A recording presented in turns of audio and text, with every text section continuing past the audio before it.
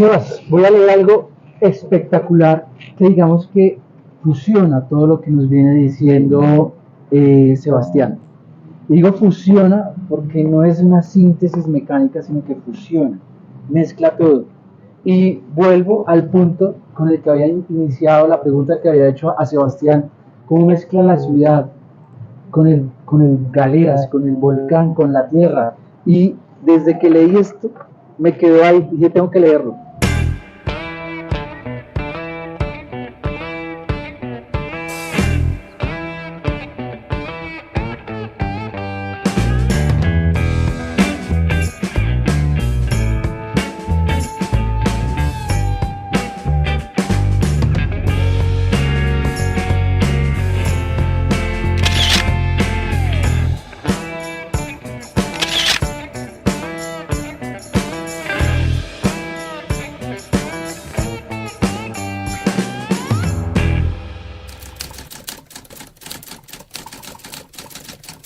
Hola, ¿cómo están? Estamos en un nuevo visaje en una terraza maravillosa en el barrio La Macarena. Cecita.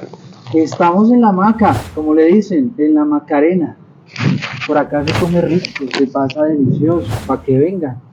Y estamos con un súper invitado que nos ha traído Mauricio. Mauricio, preséntanos a ese invitado visajoso. Estamos con el gran Beto Sebastián Pinchado, un amigo tremendamente fraterno que viene del sur del país, es ipialeño, pero vive en Pasto. Y lo tenemos este fin de semana, entonces lo que hicimos fue atraparlo. Sí, no podíamos dejarlo ir sin este visaje. Sí, no se puede ir sin su visaje. No. Sebas tiene formación en filosofía y trabaja todo el tema también en la educación, es profesor del magisterio y nos convoca a una publicación bellísima que tiene, que se llama Croquis. Ahorita vamos un poco a hablar de ella. Croquis es la obra ganadora de la convocatoria del portafolio de estímulos de Pasto, la gran capital, en el año 2022. Así que estamos aquí con un potente invitado. Bueno, Sebas, empecemos con este visaje. Sebas, Dale, cuéntanos de qué escribes, sobre qué escribes, como para empezar. Dale, bueno, primero gracias Mauro, gracias César por esta invitación. Nada, pues yo trato de hacer como una especie de ejercicios realmente, siempre he pensado que lo que hago es una especie de intento con la filosofía y la literatura, porque no solamente hay cuestiones relacionadas con la poesía. De hecho, creo que Croquis es como el primer experimento de poesía, ¿no? Porque siempre creo que las convocatorias, como estos espacios, te obligan a tener un género, ¿no? Esta necesidad un poco también del canon, quizás, como de agruparte. Entonces, creo que a lo que más pudo acercarse fue a el género de la poesía. Pero la verdad es que es una especie de experimento, ¿no? De cruces entre, qué sé yo, bueno, la filosofía especialmente. Entonces, he escrito algunos ejercicios. El primero se llamó Errancias, que fue hace un buen tiempo ya, que eran una especie de cuentos a los que se les llamaba algo así como una ficción metafísica, ¿sí? O metametafísica, en donde se trataba de realizar un ejercicio en relación a reflexionar sobre la muerte un poco. Ha estado atravesado también este tema de los arcanos. Tengo cierto interés por la mística y también por el juego del tarot, ¿no? Especialmente Croquis creo que está atravesado por esa lectura del tarot y también por la filosofía contemporánea. Tanto Errancias, luego vino otro experimento que se llamó Marea, y en Marea sí había ensayos, pseudoensayos, unos pseudoaforismos. Creo que ninguno llega tal vez a la categoría de ser literatura como tal, ni tampoco filosofía. Entonces, en esa especie de pininos, creo, hemos estado enlazando estos collages. Y pues Croquis también tiene esta especie de ensamblaje y tiene que ver mucho con eso, con la filosofía contemporánea, de cierta forma con la deconstrucción, ¿sí? Con los visajes que tienen que ver con Deleuze, y me encantaba demasiado la literatura de Blanchot, ¿sí?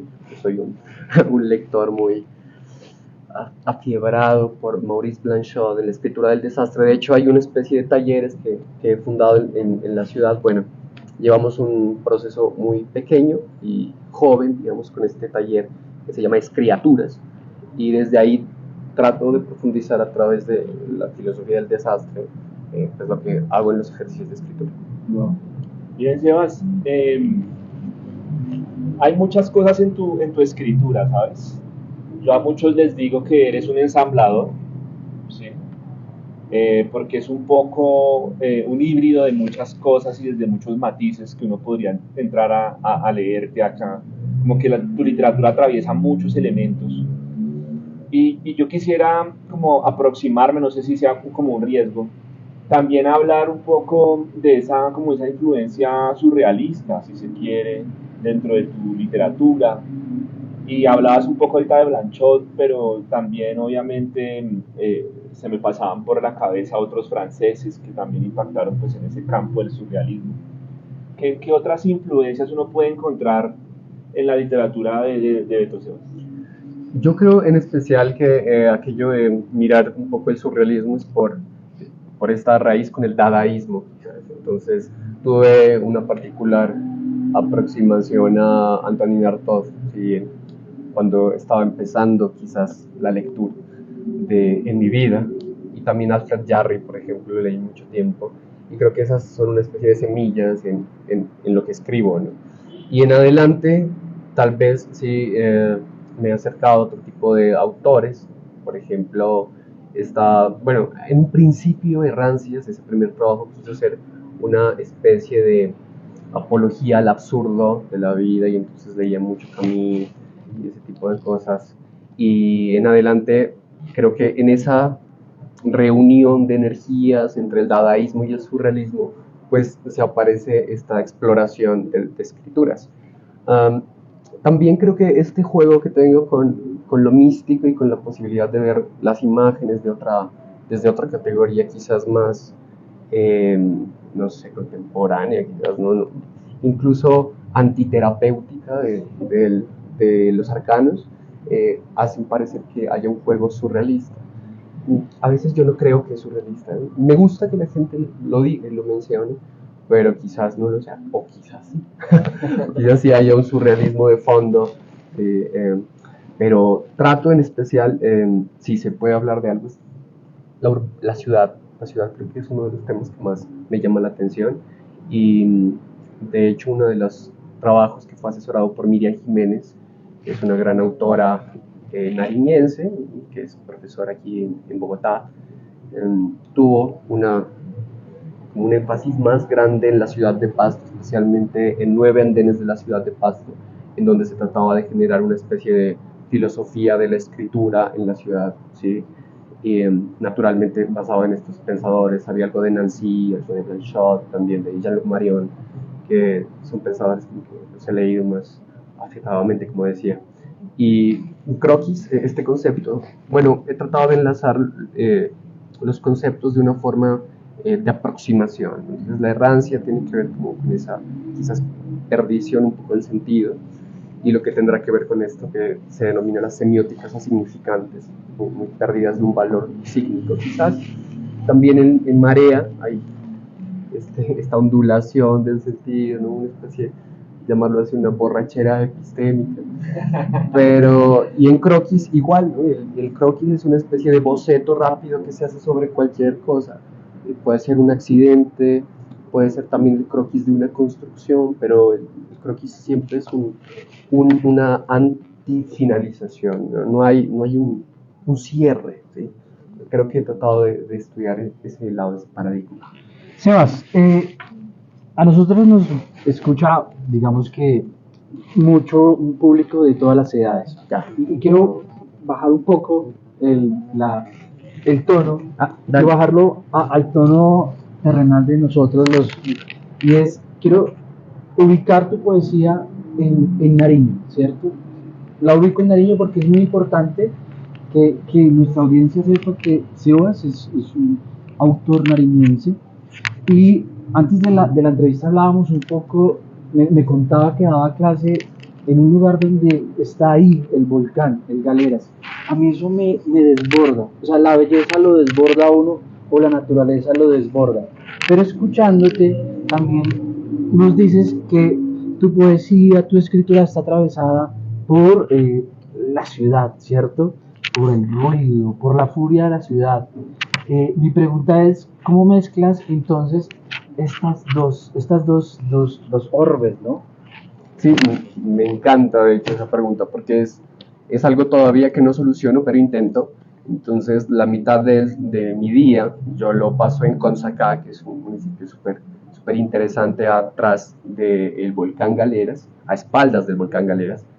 Y la otra mitad, sí, la parte de la tarde, la vivo en la ciudad de Pasto. Entonces, estos dos territorios como que también convergen en este ruido, en esta mezcla. Doy clases de filosofía y de lenguaje, literatura a los jóvenes de 10 y 11 grados décimos y 11, y claro, es todo un reto, ¿no? Tratar de aproximarse a ellos, pero sabes, algo que ha hecho posible esto es que uno puede estar en diálogo constante. Entonces, pues, no solamente entonces lo que trato de escribir se ve atravesado por la ciudad, sino también por esa serie de diferencias que existen con los jóvenes, ¿sí? Con los chicos, con los profesores también. Entonces hay una serie de, qué sé yo, de risas también, ¿no? O sea, el ruido también es la risa por un lado, pero también existe esa aula pues, de clase, que es una cosa, es una microciudad, podríamos decirlo así, ¿no? Y con los chicos, ¿cómo se trabaja? Los chicos tienen sus propias ciudades.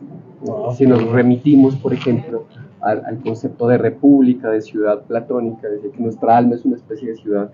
Y entonces los niños también, los chicos, los jóvenes tienen su dimensión de pueblo, de municipio, de ciudad, y desde ellos trabajamos también las posibilidades de construcción literaria que haya en el territorio, ¿sí?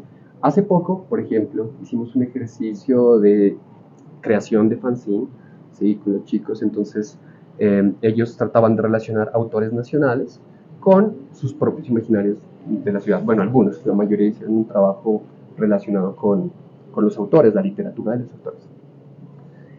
También se trata de generar talleres, ¿no? Porque si en algo o me he dado cuenta es que a veces estos territorios eh, se emparentan mucho con lo que las secretarías de educación dicen o lo que dicen los lineamientos curriculares, por ejemplo. Pero si le miramos el lado a estos lineamientos, estas estrategias, también tienen alguna forma de poder darle al punto para que estos jóvenes tengan su posición creativa, ¿me entiendes? Entonces yo creo que el tal es tener esa forma de enlazar el taller literario para que podamos generar producciones, otro tipo de estéticas, otro tipo de miradas desde la juventud, ¿no? Y yo creo que es muy importante que relacionemos a los chicos pues, con una forma más singular de crear. No nos hemos dado cuenta que a veces hay solamente 3, 4 o 5 autores nacionales y pare de contar. Entonces, otro tipo de relación es justamente esa, ¿no? El estar con la escritura a uno lo lleva a encontrarse con ustedes, por ejemplo. Entonces, llevar a Mauricio Palomo a que los chicos lean a Mauricio Palomo, por ejemplo. Ese es otro tipo de relación que se puede crear con ellos. Sebas, yo sigo ahondando un poco el tema de la ciudad. Precisamente tú lo hablabas ahorita un poco ahí como entre el discurso.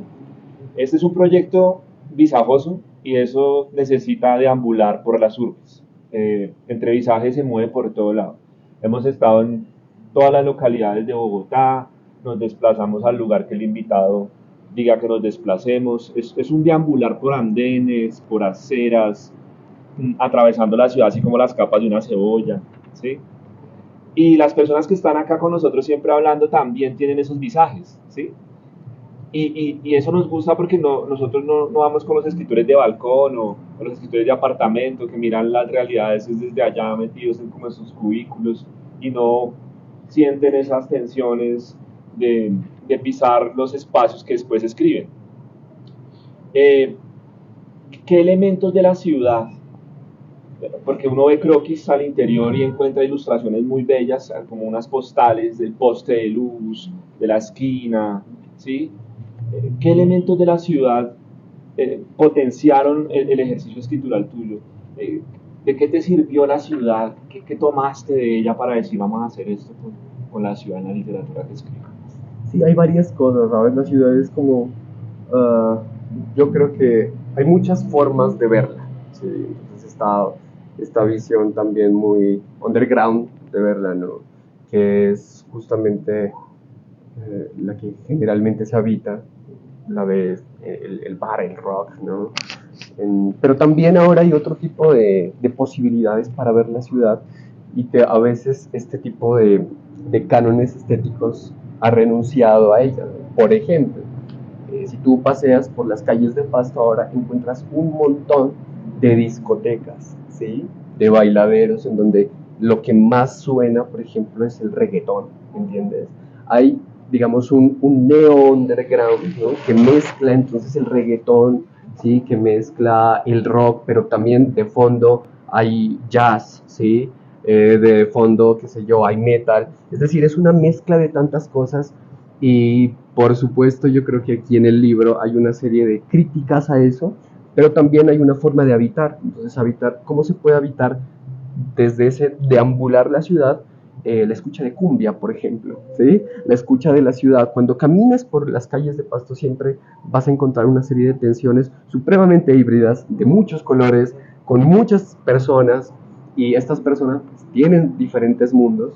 Entonces, ese croquis también es esa aproximación a no hacer un boceto cerrado, ¿no? Del underground, ¿no? Que generalmente es ese que conocemos como el poeta, bueno, oscuro, ¿no? Que a veces del que yo a veces me burlo tanto, ¿sí? Como el ebrio, ¿no? El bohemio, muchas veces, de hecho, esa crítica.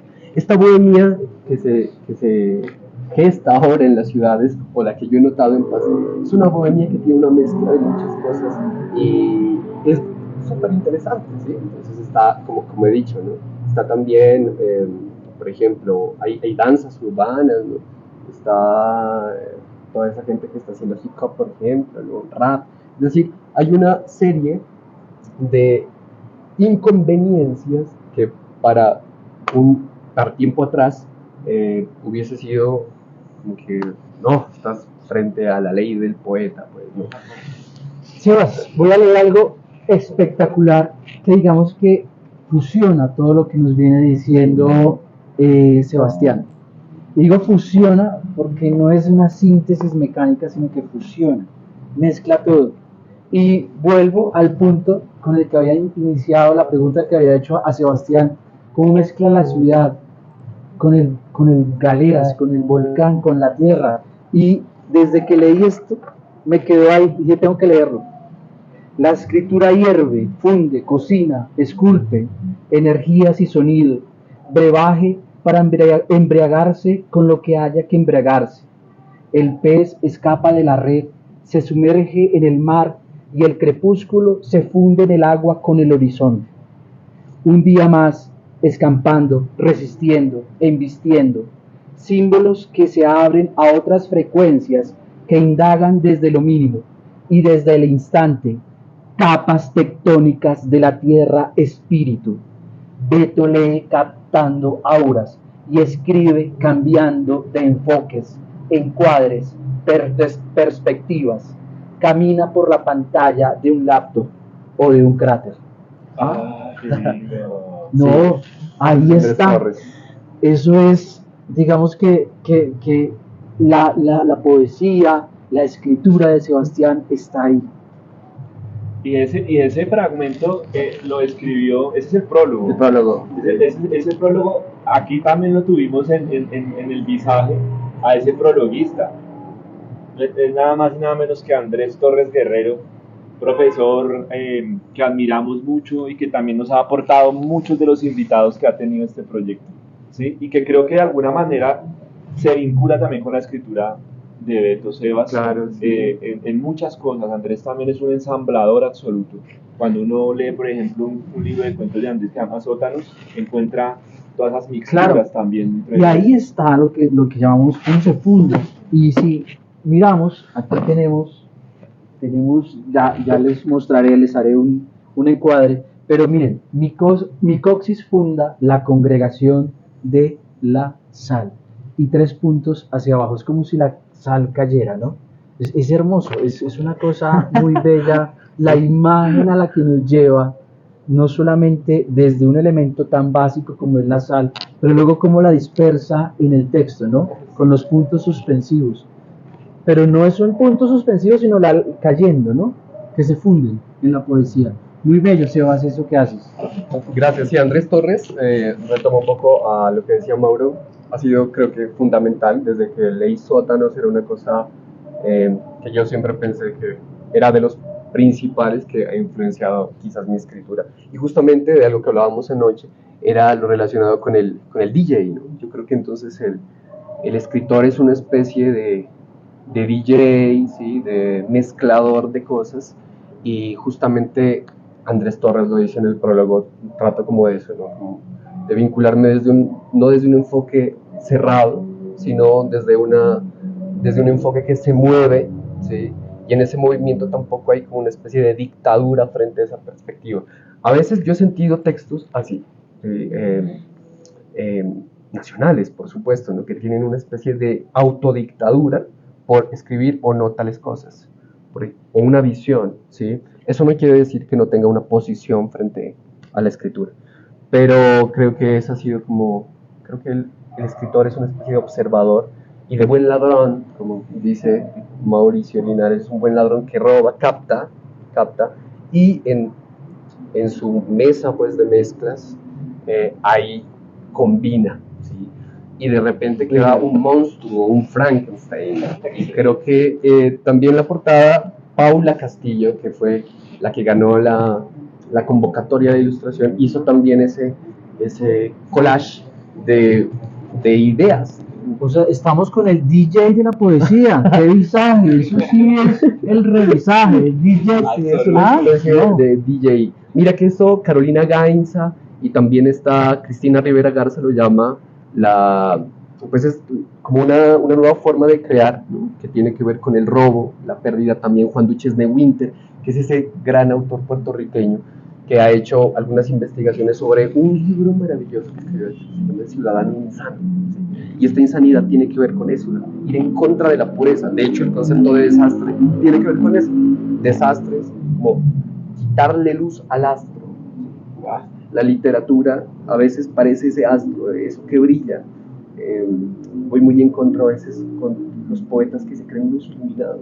Cuando encuentro poesías en las que dicen, y el poeta es el único que ve eso, yo siento ahí, me siento muy ajeno, ¿sabes? Porque todos de alguna manera tenemos la posibilidad de acceder al poema, acceder a la escritura, todos, ¿sí? Todo el mundo. Entonces no creo que el poeta sea pues ese ser iluminado, ¿no? Que está allá arriba, a lo que llamaba hace un rato la autodictadura, sino que el escritor resulta ser el que tiene una visión, o mejor, el que tiene un paraje y múltiples visiones y enuncia, ¿sí? Y hasta ahí, y mezcla. Entonces, yo creo que eso es lo que trae Croquis, es un ensamblaje de cosas. Pues nada, invitarlos a todos esos visajosos que están allá del otro lado a leer Croquis de Sebastián Pichado, publicado por la casa hermana de 9 editores. Lo consiguen, hay hartísimos ejemplares, o sea, eso no se preocupen que eso hay para... Entonces, esa es como la invitación que tenemos hoy con este DJ Mercurio Pez. Sí.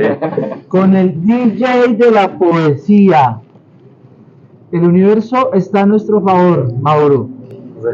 Y eso es mágico. Pues bueno, no más por aquí, no más visajes. Sebas, muchas gracias. Gracias, mil gracias.